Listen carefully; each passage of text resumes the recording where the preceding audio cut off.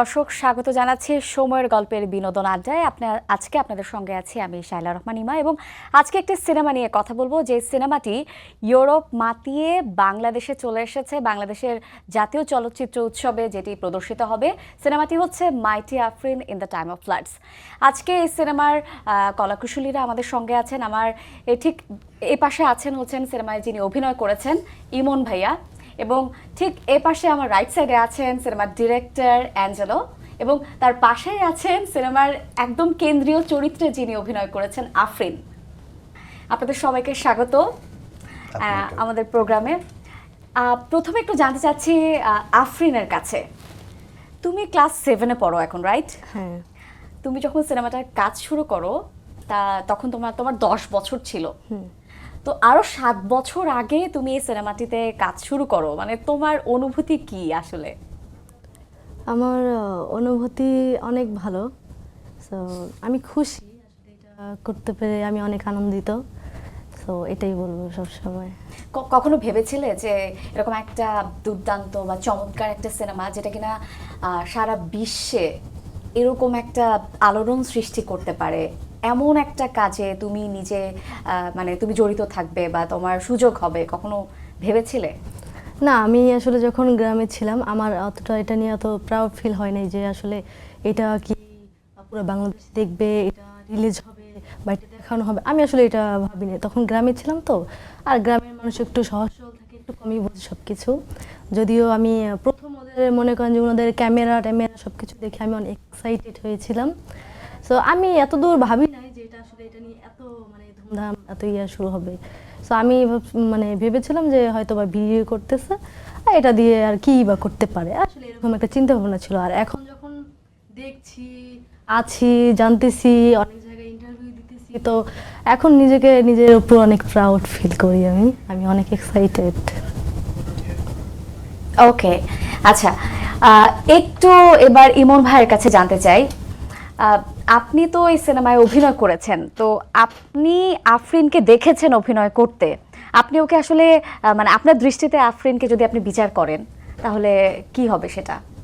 সাধারণত যেটা হয় কি, মানে এইরকম সিনেমা বা নাটকে অভিনেতারাই অভিনয় করে, মানে এরকম আমরা সাধারণত দেখে বা আমরা বাইরে অনেক শুনি যে ওই কমিউনিটিতে গিয়ে ওইখান থেকেই, যেমন ইরানেও এরকম হয় যে ডিরেক্টর ওইখানে গিয়ে ওই লোকাল পিপলদেরকে দিয়ে অ্যাক্টিং করায়। কিন্তু এইখানে এই মজাটাই হচ্ছে যে ও যে মানে ও তার একদম প্রফেশনাল অভিনেতা না, ওকে ওখান থেকে চুজ করা হয়েছে ওর সাথে ক্যারেক্টারটা যায় দেখে আর কি। যে অ্যাঞ্জেলোস মানে যখন শ্যুট করতে গিয়ে ওকে দেখে ওর মনে হয়েছে যে এইরকম একটা অভিনেতাই আমার দরকার, যে নৌকা বাইতে পারে, যে গাছে উঠতে পারে, মানে ওর যে এবিলিটিটা, মানে শারীরিক যে শক্তিটা ওর, কারণ সিনেমার নামই হচ্ছে মাইটি আফরিন, যে হচ্ছে এক ধরনের সুপার ওম্যান টাইপের, যে এই বন্যাকে পার করে সে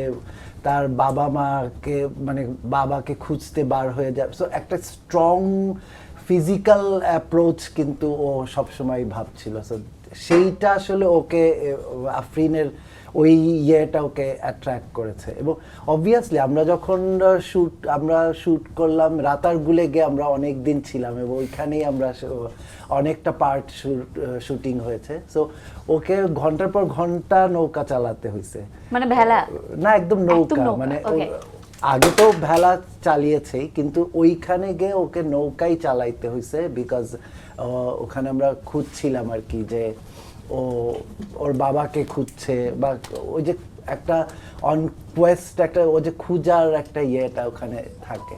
তো ও যদি ওরকম স্ট্রং না হতো, আসলে কোনো অভিনেতার পক্ষে এরকম ঘন্টার পর ঘন্টা নৌকা চালিয়ে মানে অভিনয় করা, তারপরে আমরা ঘন্টার পর ঘন্টা পানিতে মাছ ধরছি। তো আমার জন্য মাঝে মাঝে ওইটা একটু ছিল, কিন্তু ওর জন্য ওই জিনিসটা, মানে ওই সময় বর্ষাকাল, যোগ পানিতে, আমরা পানিতে দিব্যি নেমে যাচ্ছি, মাছ ধরতেছি। সো ওইরকম সিনগুলো আছে। সো ওই যে ওটা ওকে দিয়ে যেভাবে সম্ভব হয়েছে, মানে সেইটা খুব মানে একটা অভিনেতার যে থাকে না, ও তো গ্রামে বড় হয়েছে, সো ওর কাছে এগুলো ইউজ টু। তো ওইটাই আসলে এই ফিক্স ইয়েটা এই সিনেমাটার জন্য ডকুমেন্টারিটা এইটা আসলে দরকার ছিল। তো সেইটা আসলে ও পুরাপুরি দিতে পেরেছে আর কি। মানে অভিনয় তো আসলে সেটা ডিফারেন্ট জিনিস, হয়তো ওর একটা স্কুলিং নাই অভিনয়, কিন্তু ওই যে ওর লাইফটাই ও যখন পোর্ট্রে করতে থাকে তখন আসলে আর অভিনয় বা অভিনেতা হওয়ার দরকার হয় না। ওর কাছ থেকে অ্যাঞ্জেলো সেটাই চেয়েছিল যে ওর লাইফটাই ও পোর্ট্রে করছে, ওর জার্নিটাই দেখানো হচ্ছে। সো যার ফলে ওইটা এক ধরনের মানে মনে হবে না দেখে যে আসলে ওকে অভিনয় করতে হচ্ছে, মানে একদম ন্যাচারাল ছিল। হ্যাঁ, মানে ও ডেইলি লাইফে যেরকম থাকে ঠিক ও ডেইলি লাইফে ওর অ্যাক্টিভিটিগুলোই ওর ফাইটটাই ও ওইখানে করে গেছে আর কি। ওকে, নাও অ্যাঞ্জেলোস, I want to know what did actually triggered you actually to make a film based on this subcontinent? First of all, I want to start by thanking you for the invitation, for this interview presentation of the film today. The film is playing on the 25th in Dhaka Film Festival in the Asian competition section. Go back to your question. I have a background in photography and journalism, social sciences, so I have visited different parts of the world with my job.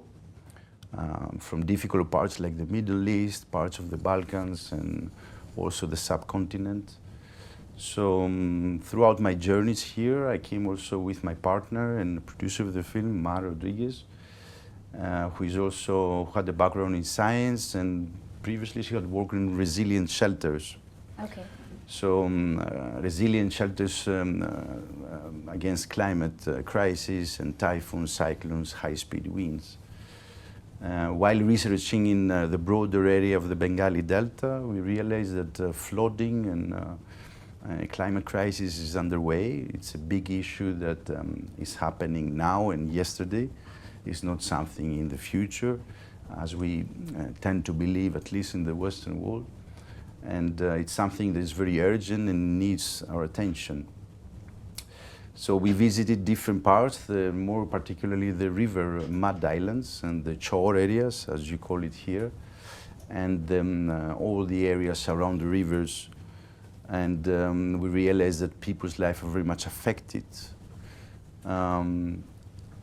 by the severe weather conditions. Yeah, people actually try to adapt to the weather condition. Exactly, and this adaptation is the key word, exactly. It's all about adapting and being resilient. Upon noticing and experiencing the floods myself there, I realized that people are very resilient, and they have learned to struggle in this kind of conditions, and they're pretty much on their own, because there's so many people affected that it's impossible to someone to deal with all this emergency situation that is covering maybe half the country. Talking about maybe 40, 50 million at stake. So yeah, this was the first thoughts that I had, and I started staying in the shore areas, and this is when I met Afrin. How did you meet her? Yes. Actually, it was a very spontaneous situation where I was taking some shooting of people getting ready for the upcoming flood. So they were preparing, the sand, the sacks with the sand and highlands. They were gathering things, so stocking food. They were quite nervous. It was obviously that they're expecting something big to happen. And this is where I met Afrin. She was playing in the river. She was gathering plants and flowers for her doll games, and with another girl. And I immediately was attracted by her personality. And she was in her natural activities. Yes, it's a real life as she was doing at the time. It's important And that to say. attracted you. Yes, it attracted me because she was orphan. Her mother died and abandoned by father, and it was very important for me to understand how she was able to live pretty much on her own. And more in particular, how was she able to survive during the floods? Because we're talking about floods that can be deadly, that for 5 months they're going up and down the water level. So we are talking about tons of muds of Mud is entering the home, and you know, it's a very dangerous situation. There is no clean water, there is no toilet, hygiene, diseases, thunders, dangerous snakes, because not only the people who are trying to find shelter, but it's also the animals. So it is a very difficult situation that people experience, and my intention was to focus on Afrin and shoot her throughout all this period, because in my mind, in my vision, Afrin represents a whole nation, a whole continent, millions of people who are suffering also from the climate crisis and experiencing the same conditions. Okay, so you were in Kurigram, and the shoot was in Brahmaputra, like in Mymensingh, right? Exactly, yes. So she came with you to Mymensingh, Yes. and she's working with you for 7 years. Oh my God. Yes, exactly. Yeah, the thing is, like, it was important for me to stay where Afrin lived, in the island. It was in the middle of the Brahmaputra, so in order to paddle out, you need maybe 1-2 days.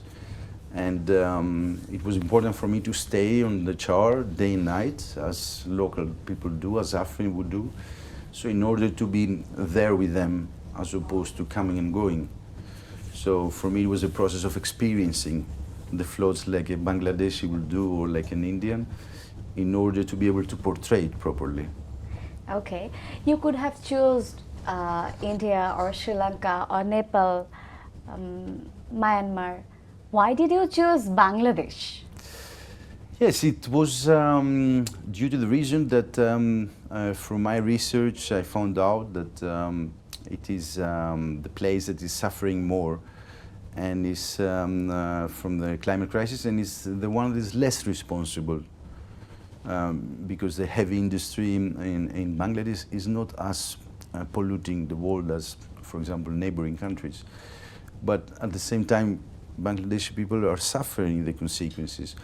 So it is a matter that needs world action to be taken. Countries, United Nations need to discuss the topic, the concept of climate change and how it's affected particular localities like in countries like Bangladesh, and take the necessary actions to protect the people who are suffering. There is no a climatic refugee is a term that is not being recognized worldwide, and with this film we want to draw the attention of the people to this very term, and call for action to be taken. Okay, we'll be back to you again. Afrin, তোমার কাছে আমরা জানতে চাই যে এই যে তুমি এতগুলো মানে ছোট ছিলে, এত রিস্কি কিছু কাজ করেছো, এই যে নৌকা চালানো, ভেলা চালানো, তারপর টিনের চালে ওঠা, তো এগুলো করতে কি একটু ভয় লাগেনি? না, এগুলো আমার করতে ভয় লাগবে কেন, কারণ আমি ছোটবেলা থেকে গ্রামেই বড় হয়েছি। সো এগুলা অ্যাক্টিভিটিস আমার আগে থেকেই জানা ছিল, সো আমি এগুলা নিজে থেকেই আর কি করতে পারতাম। কুড়িগ্রাম থেকে যখন তুমি ময়মনসিংহে চলে আসলে ফ্যামিলিকে ছেড়ে, সো তখন মানে কি মনে হয়েছিল, মানে মিস করনি ফ্যামিলিকে? দেখ, মিস করার মতো কিছু নাই। যেমন আমি যখন গ্রামে ছিলাম, যখন আমার মা বাবা কেউ আমার কাছে ছিল না, ছোটোবেলা আমার নানির কাছে আমি বড় হয়েছি, আমার নানি আমাকে মানুষ করেছে।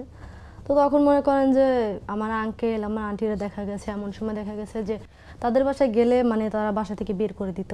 আবার মানে এমন সময় ভাবতো যে ওদের বাসায় মনে হয় আমি খাইতে গেছি বা থাকতে গিয়েছি, এরকম তারা মানে এরকম ভাবতো।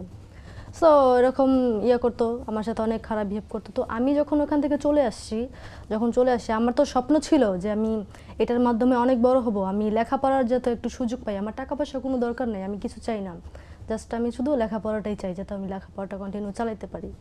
তো আমি যখন চলে আসি তখন আমার অনেক এক্সাইটেড লাগছে। আমি মানুষ এমন হয় যে মানুষের ফ্যামিলি থেকে চলে আসার সময় কোনো জায়গায় যদি জব করতে যায় বা লেখাপড়া করতে যায় বা বাইরের দেশে যায়, মানে যেখানেই যাক, মানুষ কান্নাকাটি করে, মানুষে অনেক আবেগ দেখায়।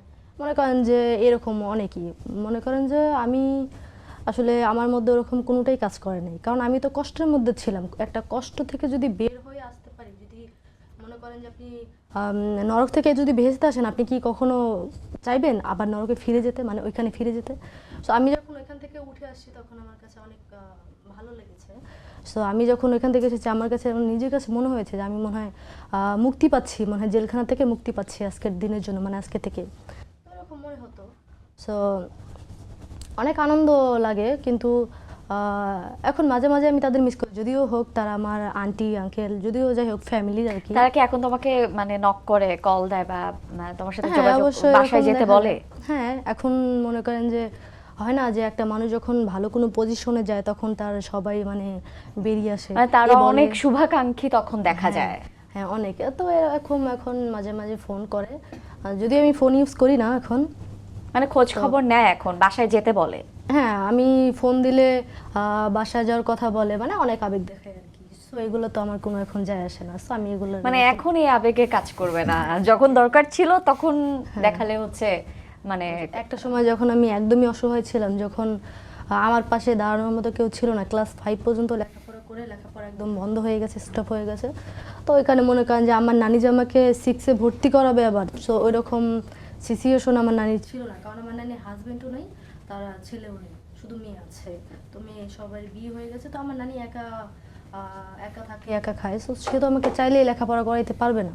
সো আমি চাইলেও তখন এত বড় স্বপ্ন দেখলেও আর স্বপ্নগুলো আমার পূরণ হতো না। সো আমি আসলে ওইরকম করতাম না, মানে এত বড় স্বপ্ন আমি দেখতাম না, কারণ আমি জানি আমার বাবা মা নেই, আমি এইখানেই থাকতে হবে, আর এখান থেকেই মনে করেন যে আমি বড় হলে আমাকে এখান থেকে আর কি বিয়ে দিতে দেবে। আর আমাদের ওই জায়গায় 11 বছর, মানে 11-12 বছর হলে মানে মেয়েদের বিয়ে দিয়ে দেয়।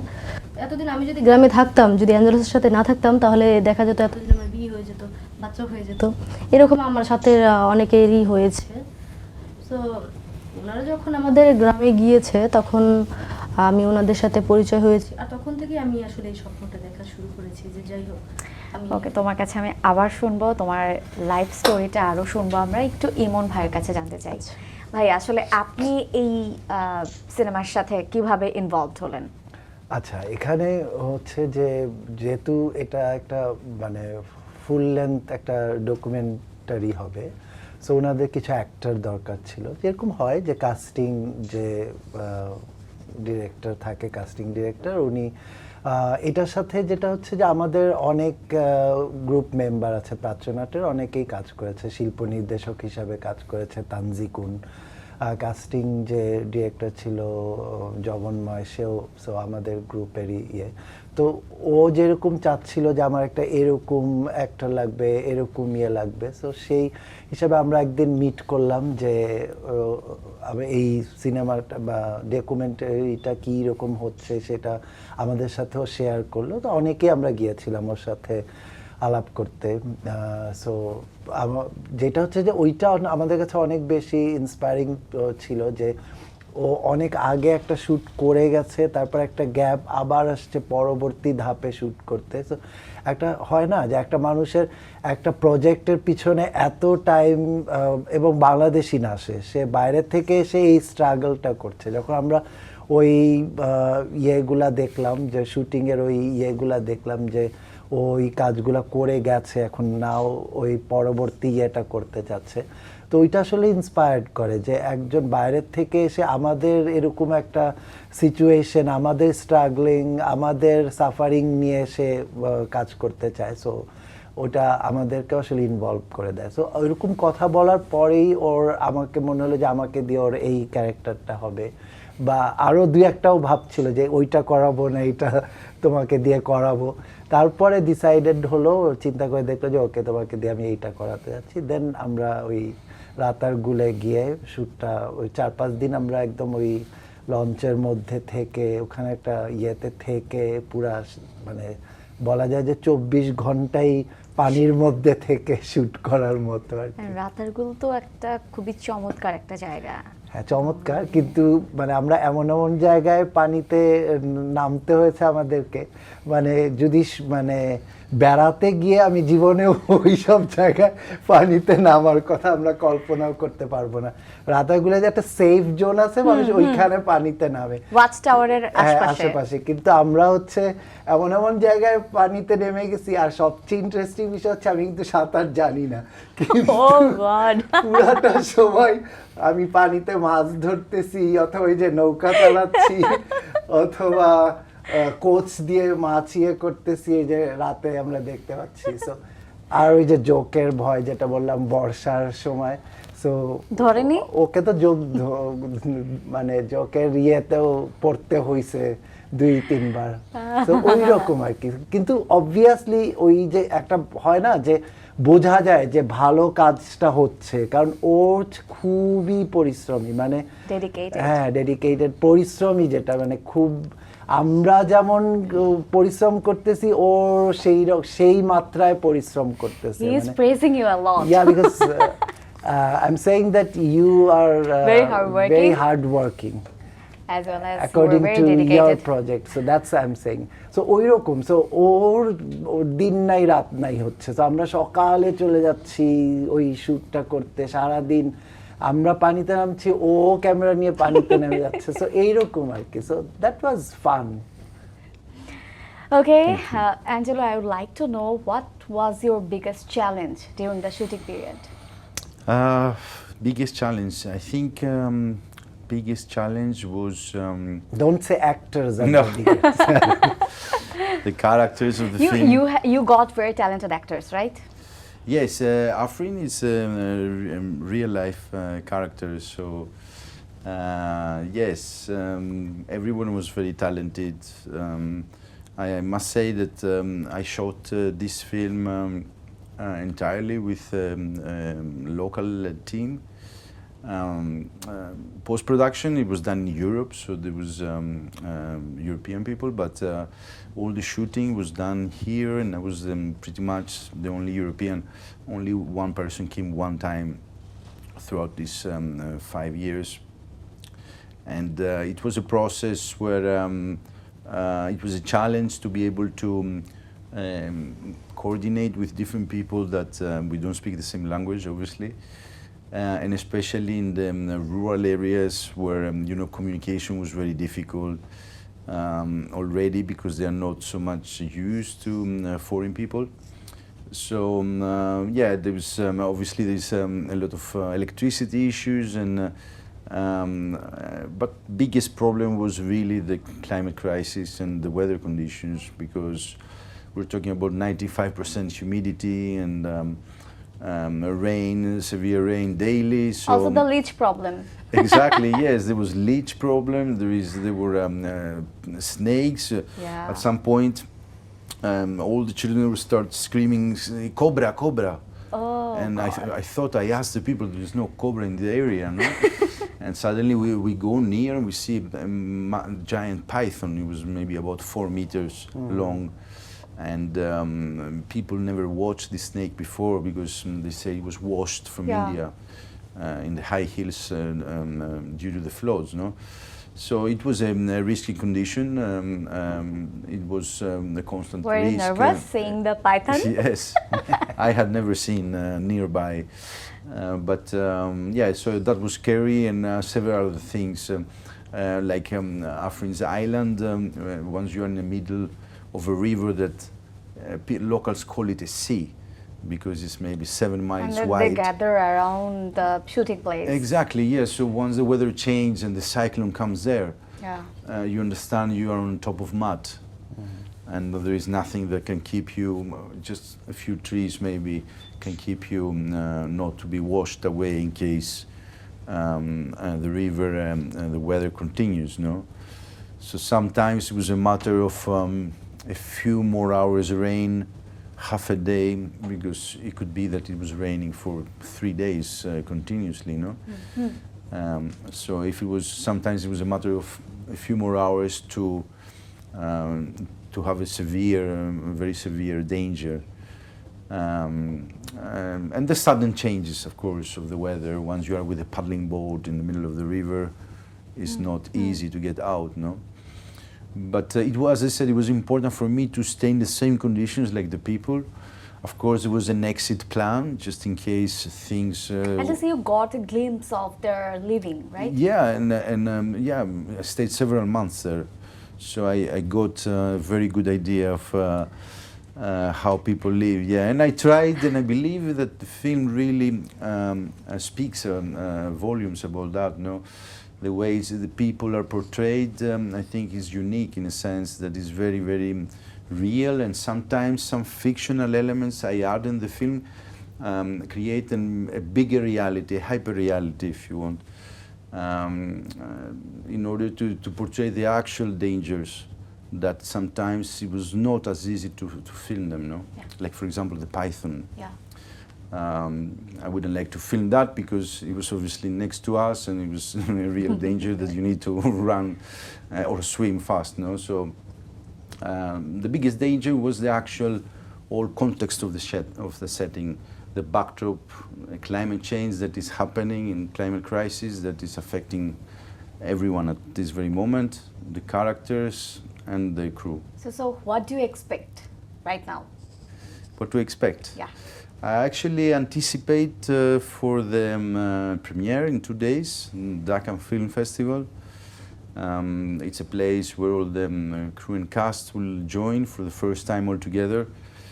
And I can't wait to the film to reach the local audiences here in Dhaka and to listen to the feedback and the questions of the people. That is the nicest thing to expect. And at the same time, I'm happy to be back here and to meet again Afrin, because he's a person that we have come very close, and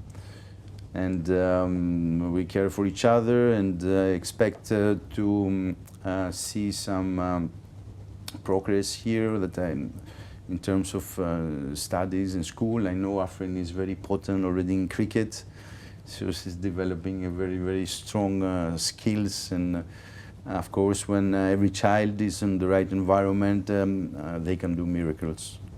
Okay, we wish you all the best for this film, and দর্শক আপনাদেরকে বলে রাখি এই যে mighty Afreen in the time of floods এই সিনেমাটি বাংলাদেশে premier হতে যাচ্ছে 25 জানুয়ারি জাতীয় চলচ্চিত্র উৎসবে, এবং এই সিনেমাটিকে ঘিরে যে তথ্যটি না বললেই নয় সেটি হচ্ছে ইতিমধ্যে এই সিনেমাটি 11টি আন্তর্জাতিক পুরস্কার পেয়েছে।